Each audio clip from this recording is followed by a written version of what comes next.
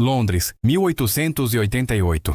O bairro de Whitechapel era um labirinto de ruas estreitas, becos úmidos e cortiços superlotados. A Revolução Industrial havia transformado a cidade em um gigante de fumaça e desigualdade. Enquanto o luxo florescia nos bairros nobres, o leste de Londres era o oposto: miséria, violência e desespero.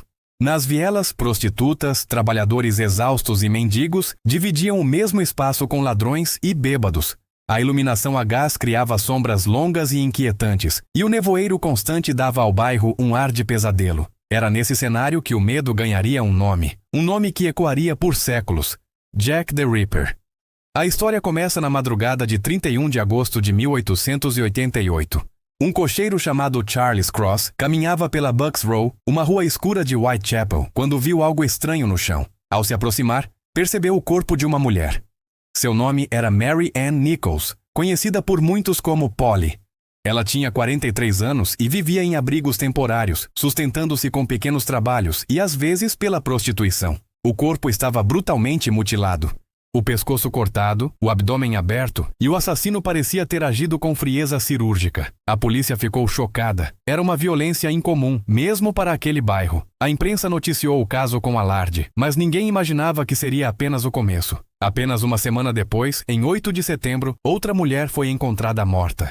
O corpo de Annie Chapman foi descoberto em um quintal nos fundos da Humbury Street. Os ferimentos eram ainda mais terríveis. O pescoço havia sido cortado com precisão e órgãos internos haviam sido removidos. A cena indicava que o assassino agia com calma, talvez com algum conhecimento de anatomia. Os moradores começaram a falar em um monstro à solta.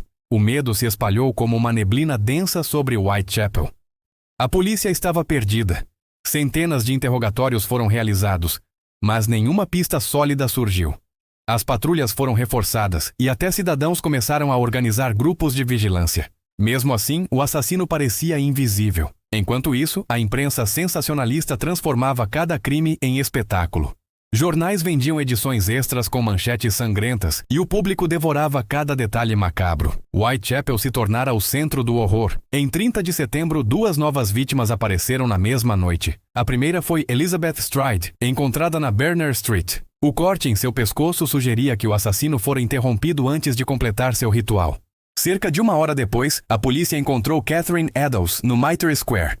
Ela estava terrivelmente mutilada. O rosto desfigurado, o abdômen aberto e parte dos órgãos removidos com precisão. Os investigadores começaram a perceber um padrão. O mesmo método, o mesmo tipo de vítima, o mesmo horror. Poucos dias depois, um novo elemento apareceu. Uma carta enviada à Central News Agency chamava a atenção dos jornalistas. Era escrita em tom de desafio, assinada com um nome que se tornaria lendário: Jack the Ripper. From Hell, dizia uma das mensagens posteriores, acompanhada de um pedaço de rim humano. As cartas provocaram pânico e curiosidade ao mesmo tempo, mas até hoje ninguém sabe se foram realmente escritas pelo assassino. Informação não confirmada. Algumas investigações sugerem que as cartas podem ter sido inventadas por repórteres em busca de fama. A polícia lutava contra o tempo. Detetives, cirurgiões e até médiums foram chamados para tentar identificar o criminoso. A Scotland Yard recebia dezenas de denúncias por dia e o público exigia respostas, mas Jack parecia brincar com todos. Ele atacava, desaparecia e deixava apenas corpos e perguntas. O terror atingiu seu ápice em novembro de 1888. Na manhã de 9 de novembro, o corpo de Mary Jane Kelly foi encontrado em seu quarto na Miller's Court. A cena era indescritível. O corpo estava mutilado de forma tão extrema que os próprios policiais ficaram abalados. Mary Jane era a mais jovem das vítimas e sua morte marcou o fim do chamado Autumn of Terror. Após esse crime, os assassinatos cessaram tão repentinamente quanto começaram. A cidade permaneceu em alerta, mas Jack the Ripper parecia ter desaparecido no nevoeiro. O caso se tornou uma obsessão. Sem pistas concretas, a população buscava explicações em todo tipo de teoria. Seria ele um médico, um açougueiro, um estrangeiro ou alguém da elite? Os jornais inventavam perfis e descrições, e a figura de Jack começava a se transformar em lenda. A essa altura, a polícia já havia recebido mais de 2.000 cartas e interrogado centenas de suspeitos, mas ninguém jamais foi acusado oficialmente. O caso se tornava um enigma cada vez mais profundo. E quanto mais o tempo passava, mais o nome Jack the Ripper crescia como símbolo do medo e do mistério. Por trás do sensacionalismo, no entanto, estavam as verdadeiras vítimas. Mulheres pobres, esquecidas pela sociedade, que viviam à margem e morreram de forma brutal. Marianne Nichols, Annie Chapman, Elizabeth Stride, Catherine Eddowes e Mary Jane Kelly.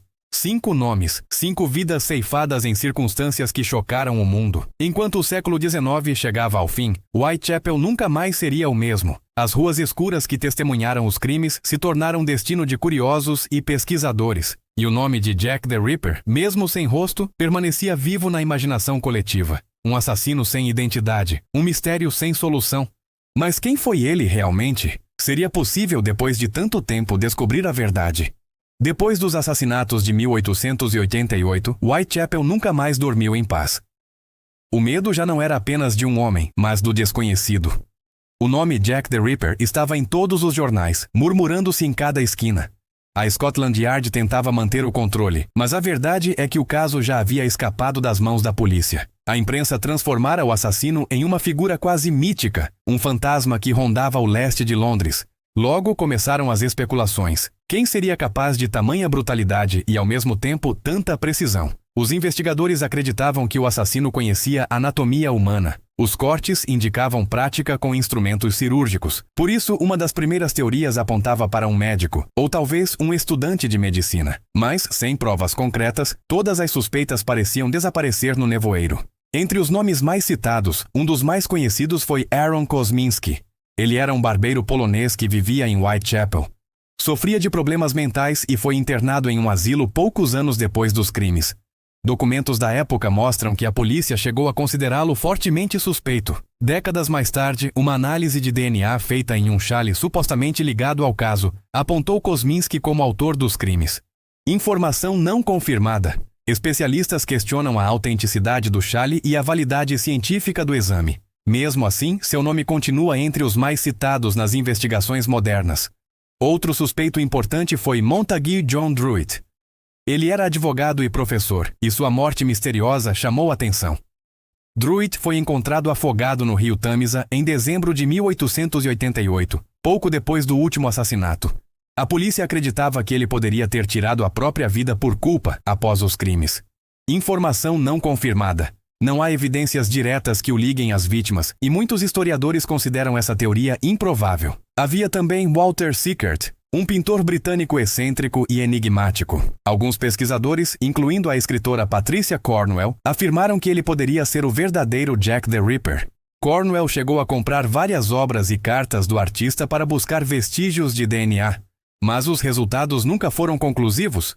Informação não confirmada. A teoria de Sickert é amplamente contestada por historiadores e críticos de arte. Ainda assim, sua figura misteriosa e o tom sombrio de suas pinturas o tornaram parte permanente do mito. Outro nome intrigante foi o de Sir William Goole, médico pessoal da Rainha Vitória. Segundo uma teoria conspiratória popular, Goole teria participado de um encobrimento da família real. A hipótese ficou famosa após a publicação de livros e filmes que ligavam os assassinatos a um possível segredo envolvendo o príncipe Albert Victor, neto da rainha. Informação não confirmada. Não há registros históricos que sustentem a ligação direta da família real com os crimes. Mas essa narrativa ganhou força porque combinava com a ideia de uma Londres dividida entre o poder e a pobreza, entre os salões da realeza e os becos de Whitechapel. A teoria real também incluía a figura de Sir Charles Warren, chefe da Polícia Metropolitana. Ele foi acusado de ter ocultado provas e apagado mensagens escritas nas paredes próximas aos locais dos crimes. Alguns acreditam que ele agiu para proteger figuras influentes. Outros dizem que apenas tentava evitar tumultos e ataques contra imigrantes judeus, já que parte da população culpava estrangeiros pelos assassinatos. A tensão social da época era tão grande que o caso de Jack the Ripper acabou refletindo o medo coletivo de uma cidade à beira do colapso. Outra linha de investigação apontava para um possível envolvimento de maçons poderosos. Essa teoria, imortalizada em romances e filmes, sugeria que os assassinatos seriam parte de um ritual simbólico. Informação não confirmada. Trata-se de especulação sem respaldo histórico, mas amplamente difundida na cultura popular. O fato de a polícia nunca ter encontrado o assassino apenas aumentou a sensação de conspiração e mistério. Enquanto as teorias se multiplicavam, a realidade se perdia em meio a suposições. A Scotland Yard manteve centenas de páginas de relatórios, mas nenhuma delas trouxe uma resposta definitiva. O caso foi arquivado, mas jamais esquecido. Com o passar das décadas, novas pistas surgiram, mas todas acabavam levando ao mesmo lugar: o vazio. Nem testemunhas, nem provas físicas resistiram ao tempo. Nos anos 1970 e 1980, estudiosos começaram a reexaminar o caso com métodos modernos. Perfis psicológicos, análises forenses e comparações de modus operandi foram aplicados retrospectivamente. Os perfis indicavam um homem solitário, com traços psicopáticos e provável rancor contra mulheres. Mas, sem amostras físicas confiáveis, tudo continuava no campo das hipóteses. Mesmo o DNA coletado em objetos atribuídos ao caso era insuficiente para um veredito. Outros suspeitos curiosos surgiram ao longo do século XX. Um deles foi Francis Tambletti, um charlatão americano que se passava por médico.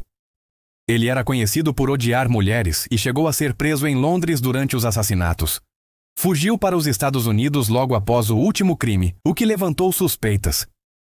Informação não confirmada. Não existe prova de sua ligação direta com as vítimas. Outros nomes como Thomas Cutbush e James Maybrick também foram apontados. Maybrick ganhou fama após o surgimento de um diário supostamente escrito por Jack the Ripper. O texto confessava os assassinatos, mas o documento foi considerado falso pela maioria dos especialistas. Informação não confirmada. O diário é amplamente tratado como falsificação moderna. O que todas essas teorias têm em comum é a falta de certeza. Cada suspeito parecia encaixar-se parcialmente no perfil, mas sempre havia uma brecha. Jack the Ripper permanece como uma sombra, uma ausência que ninguém conseguiu preencher. E talvez seja justamente essa incerteza que mantém o fascínio pelo caso até hoje. Mesmo após mais de um século, o nome de Jack continua vivo na cultura popular. Livros, filmes, séries e até jogos exploram suas possíveis identidades. Em cada versão, ele é um personagem diferente. Ora um médico, ora um aristocrata, ora um simples maníaco.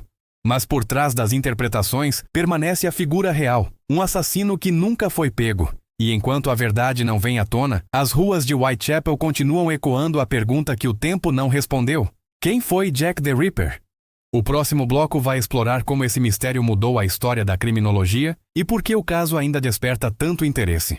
O caso de Jack the Ripper não terminou em 1888. Na verdade, foi ali que ele começou a se transformar em algo muito maior que um crime. Tornou-se um espelho sombrio da sociedade vitoriana. Enquanto a elite discutia moralidade e progresso, nas ruas de Whitechapel, a miséria expunha o lado esquecido da modernidade. As vítimas de Jack the Ripper não eram apenas números em um relatório policial. Eram mulheres pobres, invisíveis, que representavam milhares de outras vivendo sob as mesmas condições. Os assassinatos escancararam as desigualdades sociais e a falta de proteção às mulheres. A imprensa explorou o medo, mas também deu voz a debates sobre segurança, saúde pública e pobreza. Pela primeira vez, muitos britânicos viram o que realmente acontecia nos bairros marginais. Whitechapel deixou de ser apenas um nome distante e se tornou o símbolo da decadência urbana. Ao mesmo tempo, as investigações impulsionaram avanços na criminologia moderna. Foi um dos primeiros casos em que a polícia tentou criar um perfil psicológico do assassino. Detetives da época buscaram padrões de comportamento, horários, locais e métodos.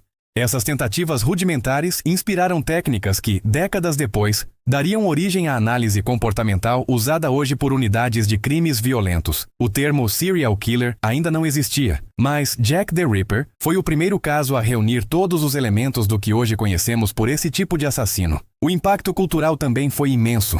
Pouco tempo após os crimes, surgiram peças teatrais, jornais sensacionalistas e panfletos que exploravam o medo popular. O nome Jack the Ripper virou sinônimo de terror urbano. Com o passar das décadas, ele atravessou fronteiras, aparecendo em filmes, livros, quadrinhos e até músicas. De Alfred Hitchcock a Alan Moore, o mito de Jack foi reinterpretado inúmeras vezes. Cada geração criou sua própria versão do assassino, refletindo os medos e obsessões de seu tempo. A ficção, porém, acabou misturando-se com a história real. Muitos detalhes foram distorcidos, e a figura de Jack se tornou quase um personagem de lenda. Alguns o viam como um gênio do mal. Outros, como uma criação da própria sociedade que o produziu. Uma consequência inevitável da miséria e da exclusão. O fato é que, até hoje, ninguém sabe quem ele foi. E talvez nunca saibamos. Apesar das investigações modernas, da tecnologia de DNA e de centenas de teorias, o caso permanece sem solução definitiva.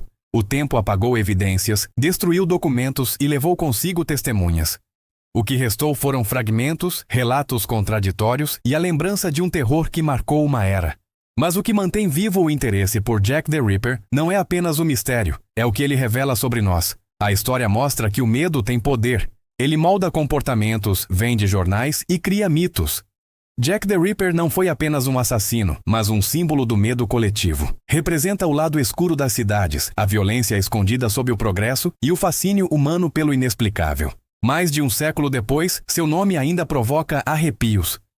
Turistas visitam as ruas de Whitechapel em passeios noturnos que recontam os crimes. Livros continuam sendo escritos, e cada nova teoria reacende a esperança de uma resposta. Mas talvez a verdade não importe tanto quanto o legado que ficou. O caso de Jack the Ripper transformou a forma como o mundo enxerga o crime e a investigação. Foi um ponto de virada entre a polícia do século XIX e as práticas forenses do século XX. E, mais importante, deixou um alerta sobre o perigo de ignorar os invisíveis, aqueles que vivem às margens e se tornam as primeiras vítimas do abandono. Quando olhamos para o rosto sem identidade de Jack the Ripper, vemos um reflexo do próprio medo humano. O medo do desconhecido, do incontrolável, do que se esconde nas sombras. E é por isso que, mesmo após 130 anos, ele continua vivo na memória coletiva. Não por quem foi, mas pelo que simboliza. Um mistério que nunca será completamente resolvido. Um eco sombrio que ainda ressoa nas ruas de Londres. E se um dia a verdade finalmente for descoberta, talvez ela seja menos importante do que as perguntas que o caso deixou. Quem somos quando o medo domina? O que a sociedade faz com aqueles que caem no esquecimento? E até que ponto o fascínio pelo mal diz mais sobre o assassino ou sobre nós mesmos? Gostou do vídeo? Curta, inscreva-se, ative o sininho e compartilhe.